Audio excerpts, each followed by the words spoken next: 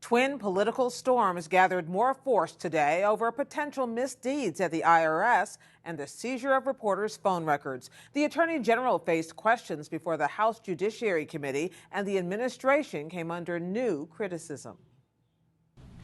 Now, my question isn't about who's going to resign.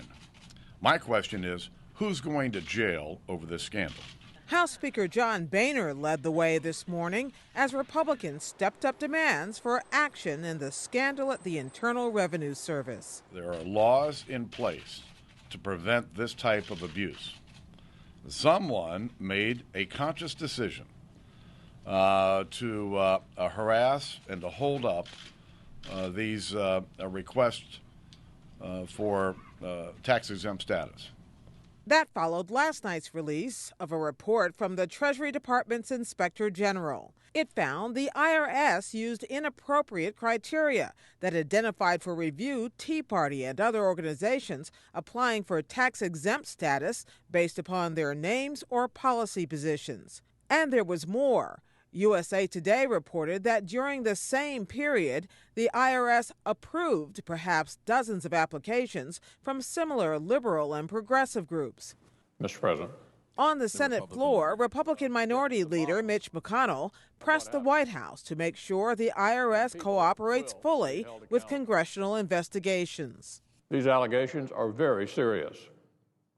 That there was an effort to bring the power of the federal government to bear on those the administration disagreed with in the middle of a heated national election. It actually could be criminal. And we're determined to get the answers. McConnell and the other 44 Republicans in the Senate signed a letter to President Obama demanding full compliance.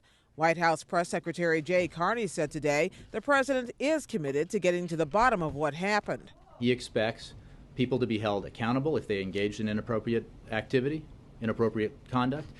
He expects the Treasury Department and the IRS to take all the necessary actions to ensure that this kind of thing cannot happen again. Please rise. I will begin. Attorney General Eric Holder has already begun a criminal investigation into the IRS matter, but some lawmakers see larger patterns at work.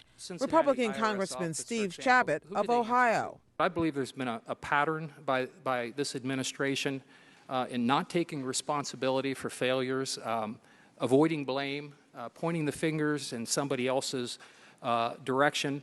Would you agree with that? No. I thought you might say that.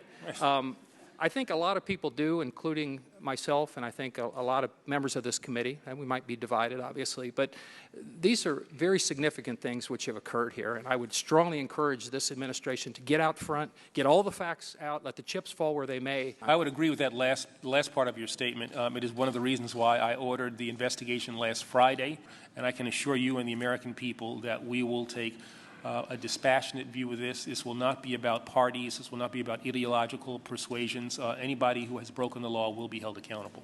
Still, House Republicans have frequently accused Holder of stonewalling their investigations, even citing him for contempt.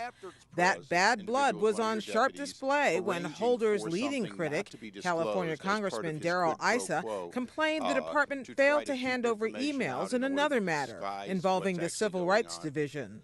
I will certainly look at the request. It's not something that I have personally been involved in, but I'll look at the